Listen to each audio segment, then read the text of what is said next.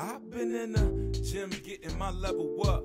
Fenders getting gas, so I mash on the pedal. What? The backboard I crash, slam the rock to a pebble. What? The breeze from the past will assist your irregular breathing. Handle got your ankle in your knee in a disagreement. Now your balance taking off for bereavement. They wanna know what I be cooking up, cause then they think we be even. But I know, look, this, so I never seen it. In the gym getting my level up.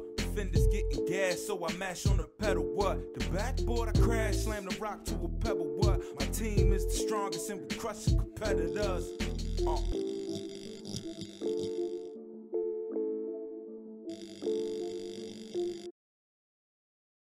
Hey everybody, we're back for another week of the Fast Break. And growing up playing basketball, there was no better rivalry than the other kids on your block. I mean, you were friends most of the time, but taking a loss to your man up the street, well, that stung just a little bit more. We'll have more of those block battles a little later, but first, the great finish in the CIAA. North versus South. Our man Wally Pitts has more. Appreciate you, TC, Game Day Nation. You already know. It's your man 50 Grand, Wally Pitts, coming to you from Charlotte, North Carolina. And boy, oh boy, what a season we have had in the CIAA so far this year. I mean, it seems like every night we got a buzzer beater or an upset or somebody's out there dropping 30. And the games that I've been to recently have been no exception. First, I pulled up on the Game Center, Winston-Salem, North Carolina, to check out WSSU versus Elizabeth City State. We had Zach Hobbs and Rob Cologne, former high school teammates turned rivals, in a game that went down to the final buzzer. Now, my man SJG's been telling us all year about how it goes up in games, so I had to come on back home to the Trefo and see for myself what some are calling the best atmosphere in all of HBCU hoops. You got the powerhouse of red and white, the undisputed queens of that stomp and shake thing. You got them Gaines goons on the sidelines who stay up in the mix from shoot around to the final buzzer. The gym is always packed, the fans are always on 10, and I pulled up to see a game that's had some heavy rivalry vibes as of late. Zach Hobbs and the Elizabeth City State Vikings came to Winston to face off against his former teammate Rob Cologne and the Rams of WSSU. And I got to talk to the boys from the 910 before the game, who promised me that they were about to put on a show. It's that game that everybody been waiting for. Like, they wanted to see it last year. You know, they really coming to see now. You know what I'm saying? And I'm back. I mean, we both got that killer mentality, you know what I'm saying? Definitely. But it's like, it's like respect. You know? Say, like, LeBron going against, you know, Kawhi Leonard or Kevin Durant or something, you know, they gonna go at each other, they gonna try to kill each other, but at the end of the day, it's still my brother. Yeah, so, like, this really my brother. Like, I hope we both put on the show. Of course, you know, I hope we win, but at the end of the day, you know what I'm saying, that's my brother. Now, y'all know I'm gonna bless y'all with more from that combo soon in an HBCU Gameday Fastbreak exclusive. But first, here go a couple pregame jams to get us ready for what was a whole entire ball game. Now, the Rams were hot early. Rob Cologne gets the steal and finishes it with a light flush off the break. Then he finds Jonathan Hickman, who drains the three. Rams up 6. Let's go ahead and make it 9 after the babyface assassin splashes down a 3 of his own. Then it's Agent Zero. Zach Hobbs with the off-balance lay that gets the Vikings back in their bag. Then Hobbs finds Double D, Destin Dunton, who knocks down a 3, and the Ram leads down to 1. Then it's big on big. Mason Harrell gets the throwdown off the Jalen Parker assist. And Justin Faison hits us with a Euro step dime inside the Joseph Allen for a bucket. Then the boy Zach Hobbs with another spicy lay-in, and WSSU is only up 2. Actually, make that 4. Mace bent around the rim, Harrell gets the jam and the stare down. Winston's back up 9, but not for long. The Vikings make a strong push late in the half and chop that 9 down to 3 at the break. And SU gets the second half cracking like a set of arthritic knuckles. Julius Barnes to Jonathan Hickman, go off young fella, and the student section is on one. Cologne bangs in a 3. Harrell with an old school jump hook and flex, and the Rams are back up 8. But y'all know what comes next, an Elizabeth City run. Hobbs with the steal. And the score. Justin Faison gets the no call and the bucket. Shaquille Daniels slaps boards on the lay. Then Shakif gets it to Agent Zero, who takes his boy Rob Cologne to the rack for the up and around, cutting the SU lead down to 3. Then it's Jay Hicks, spinning through the paint for the grown man bucket plus the foul. He gets a whole lot of flexes from the crowd. And that was strong, but this here was strong. Mason double up Harrell with another big time flush, and the Rams lead is back to 7. Vikings get some free throws that lead to Zach Hobbs knocking down a big 3 with 5 minutes left to play, and it's a 1-point game in games. Julius Barnes gets a 3.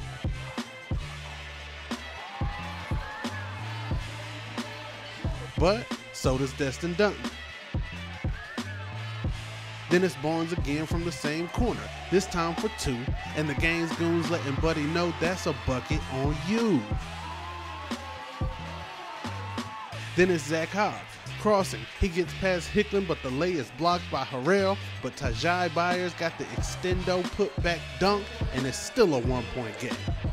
Then we got Rob Cologne guarding Zach Hobbs.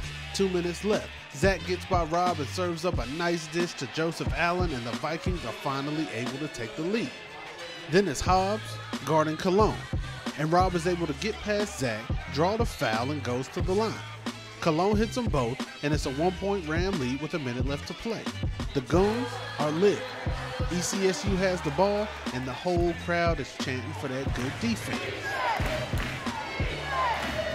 Zach Hobbs gets past Cologne one more time, looking for the go-ahead lay-in, but can't nobody hold Mace Harrell down. He gets the big-time block. Rams get the ball, call a timeout, up 1 point with 45 seconds left to play, and that's when Gaines Center decided they was going to church.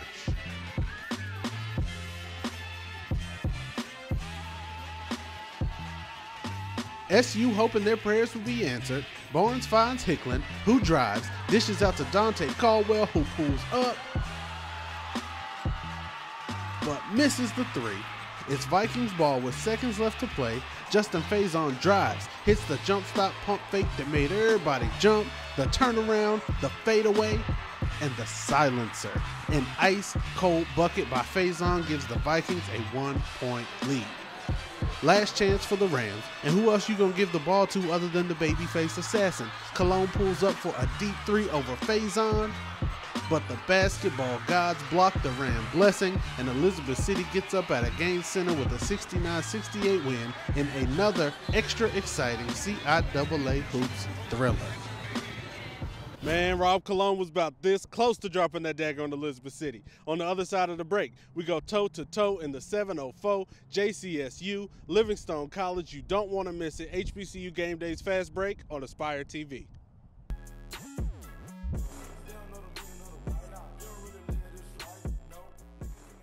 Welcome back, HBCU Gameday's Fast Break on Aspire TV. Now, the next gym I pulled up to is notoriously lit. New Trent Gym in Salisbury, North Carolina, as Livingstone College took on Johnson C. Smith, and you can't spell Lob City without LC. Let's go toe-to-toe in the 704, which means it's Livingstone versus Johnson C. Smith.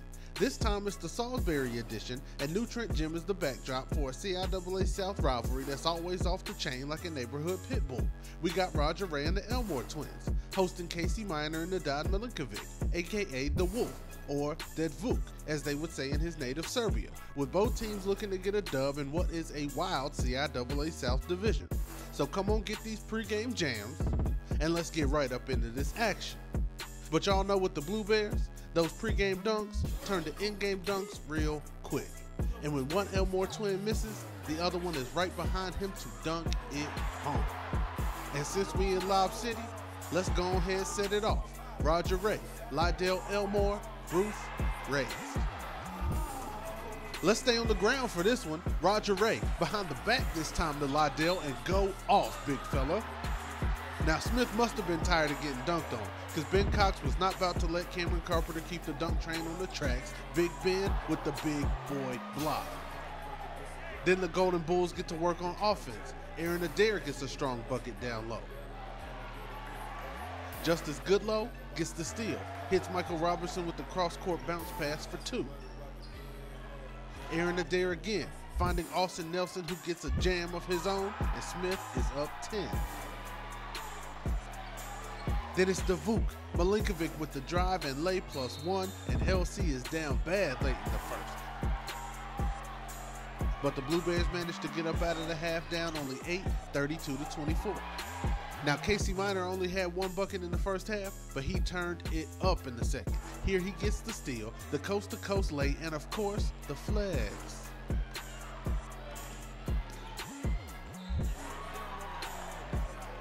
Then it's Minor with the step-back 3. Then another grown man lay, this one plus the foul, and y'all better quit playing with the boy Casey. Smith was up as much as 11 at one point in the second half. Then Ray Myers puts the mask on.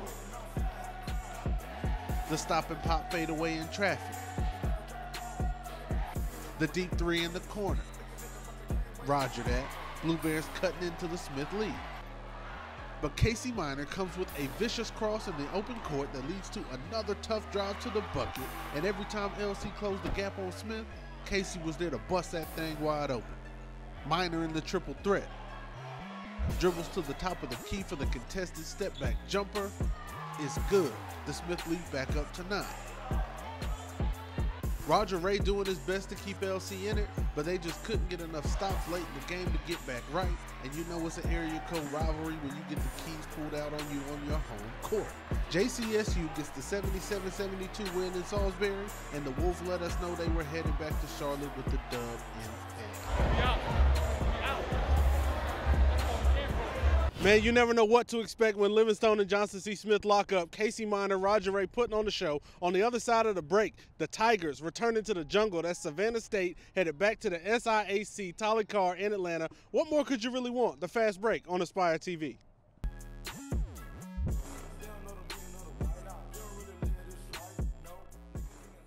Welcome back to the Fast Break. Here in Atlanta, Savannah State is back home. After a decade-long run in the MEAC, they had to take that midnight train to Georgia. But it is rough out here in these SIAC streets. Clark Atlanta on a 6-game winning streak. Savannah State 1-6 in its last 7 games. Off to Epps Gymnasium we go. Clark Atlanta at home, the CAU cheerleaders, they don't stop, they don't shake, but boy, they have the flip game on lock. I'm dizzy watching. Hey, welcome back to the SIAC Savannah State. The last time Savannah and Atlanta got together, it gave us Outcast. Tell them Big Boy did it. Was cooler than being cool? Ice cold. Avery Joyner, so smooth from behind the arc. Coming back on the other end for Clark Atlanta. And the crowd goes wild, as if Holyfield had just won the fight. Nah, not really. Tyler Singleton called the 3, but ended up being changed to a 2. Tigers up 39-25 at the break. Second half, Trey DeLoach on his own elevator. Man, that second jump. Gets his own rebound, put back, and the foul. Okay, let's get back to journalism. Elijah Stewart, the lefty, going right. He absorbs the contact and the bucket falls. Romaine Thomas, a step-back looping 3 for CAU. It's no good, but Javante Sterling hauls it in. The teardrop falls.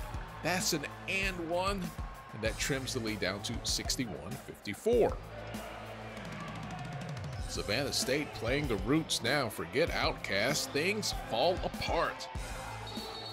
Tigers with a traveling violation. Then they're going to dial up a good old shot clock violation. Panthers once trailed by 23, the lead down to 5 points. The Tigers passing the ball to the referee. He says, I don't want it, man. I'm just here to call the game. Don't pass it to me. Coach Broadnax, he played at Georgetown under the legendary John Thompson. He knows a thing or two about getting his point across. Thomas, this time the jumper falls. The lead down to 65-59, under 3 minutes to go. But now it's closing time for Savannah State. DeLoach with the drip. The one thing that was tough for Clark Atlanta, points in the paint. A lot of 5-foot shots just didn't fall on Monday night. Zion Williams, not Williamson, he blows by 2 defenders. The Tigers push the lead back up to 10 points with 90 seconds remaining. Who else wants to mess with Hollywood Colt? Nobody. Savannah State breaks the Clark Atlanta 6-game win streak, slamming some Cadillac doors in Atlanta. Tigers have won 2 in a row. Clark Atlanta has to get ready for a short but significant trip to Morehouse for their next game. When we come back, it's time to head back to Carolina. We have the incredible story of the best player in Livingstone College history. That's not a debate, right? The story of Roger Ray. Wally Pitts has it when we return.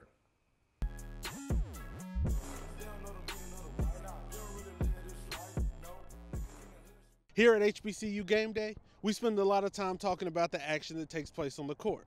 But sometimes, what gets missed in that is the journey that these athletes have to go through to even get to be able to perform in the first place. So I was blessed to sit down with Livingstone College's Roger Ray as he told me a story of family, faith, and foundation that I put together in a documentary series called Garage Made. You ever felt what a garage floor felt like? Imagine sleeping there. Old Pool Road, that's the road we stayed on when we stayed in the garage. I actually let my mom and my little brother had a couch, I had a floor, but that's where it all started at. The rug had been swept from underneath our feet. And we kind of hit rock bottom at one point, sleeping on the floor, not eating a lot, see where we at now, see the success he's having. Them long nights, them cold nights, that's what made me. That's how I be known when I go against certain guys, like you know what I'm saying, you ain't go through that, you ain't built like that. He's not the tallest, he's not the biggest, but every time we get on the court against anybody else, he dominates. Anywhere there was a ball or a basket, that's where Roger was. It did not matter. Basketball, the only thing that got me through it, really, no matter how good I played, they always, he's too small, he's too small. That garage could have broke us, that garage could have made us anything, but it made us stronger.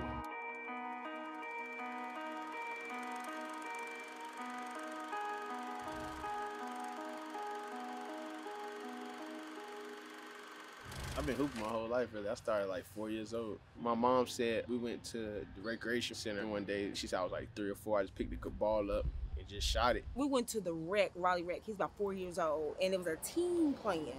And he took the ball and just shot down the court and shot it in. See, I had the form and everything. She said ever since then, I always had a ball in my hand.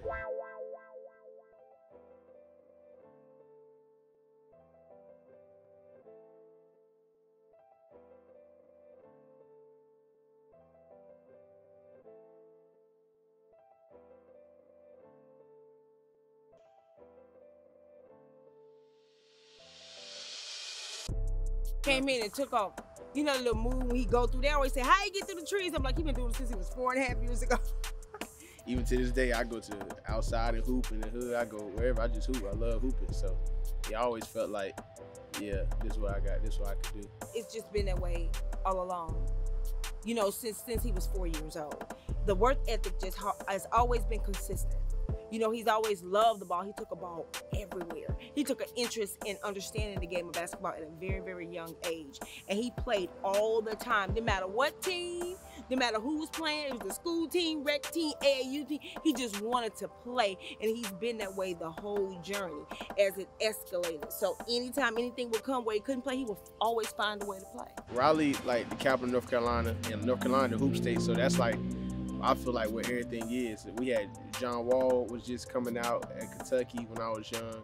You had T.J. Warren, Rodney Purvis. It was just basketball. Devontae Graham. The basketball was just going crazy. Raleigh got about 10 recreation center right in one area, right walking distance. So we was everywhere hooping. It kept us out of trouble and it kept us doing something. We always was hooping, like every day. He was everywhere. Anywhere there was a ball or a basket, that's where Roger was. It did not matter. He just loved the game. Even when we was here, we didn't have nowhere to put basketball. They put it over there where those trucks are, and somebody stole the goal like 3 days. We was like, what? But he just continued to grow and develop. He would walk. You know, I found out this later, because he already knew. But he would walk to some of the recreational centers. He would just go, go, go. Wherever a gym was open is where he was. Right now, where we are is 4604 Pool Road. This was a very life-changing moment for us. It was at the pivotal point where our life had changed from a family crisis, and we ended up not having anywhere to go. The foundation, Old Pool Road, that's the road we stayed on when we stayed in the garage. The garage, it just symbolizes everything that I stand for, everything I've been through. That garage could have broke us. That garage could have made us anything, but it made us stronger. You know what I'm saying? So it made us together. Me and my mom, little brother, ain't inseparable. We don't never forget where we come from. I don't want to discontinue the garage or be like ashamed where I came from there. Like, nah, I came from that and I stand on that. And that's what made me. You know what I'm saying? Them long nights, them cold nights, you ever felt what a garage floor felt like? You know how you go to the garage, you feel the flow, just put your hand on the floor and then imagine sleeping there. Like, that made us. So like that's how I be known when I go against certain guys. Like you know what I'm saying, you ain't go through that, so you ain't built like that. So that's why I kind of play that chip on my shoulder. Like, man, y'all don't know the half. Ain't no way. You know what I'm saying? This just a little basketball game. I feel like nobody built like me. So basketball part, it just keep that chip on my shoulder, and I'm always keep it on my shoulder because I know I'm always fighting. And I'm fighting for the ongoing fight for the people at the bottom and the people that's in the struggle, the people that don't think they can do it. I feel like if I'm making, I'm more realistic to them. You know what I'm saying? Because I'm not 6'5", 6'6", 6'10". People know, so I go to Raleigh, they know, you know what I'm saying, Southside, you know, so I get all the love up there because they know, like, you know what I'm saying, Ray putting on for the bottom. I go hoop at Santa Fe Road in the street with them right now. They already know. So yeah, so it's just, that garage is everything. It was the foundation to the building blocks we're building on right now. When God made the rib, you know what I'm saying, for Adam, that's where it all started. So I put it to where it all started at.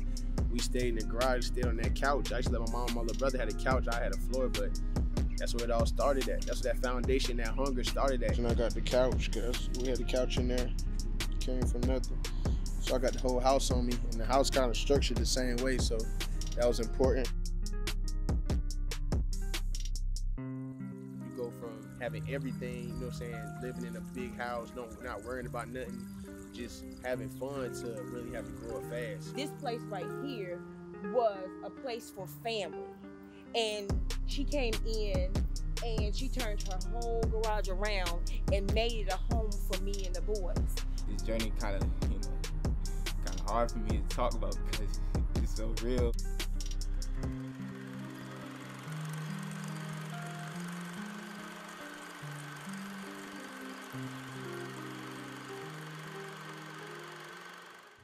Really excited to see part 2 of that story. And small world, I played at Sanderford Road Park well before Roger Ray was even born, even thought about. And I can tell you, he left way more buckets on the court than I could ever dream of.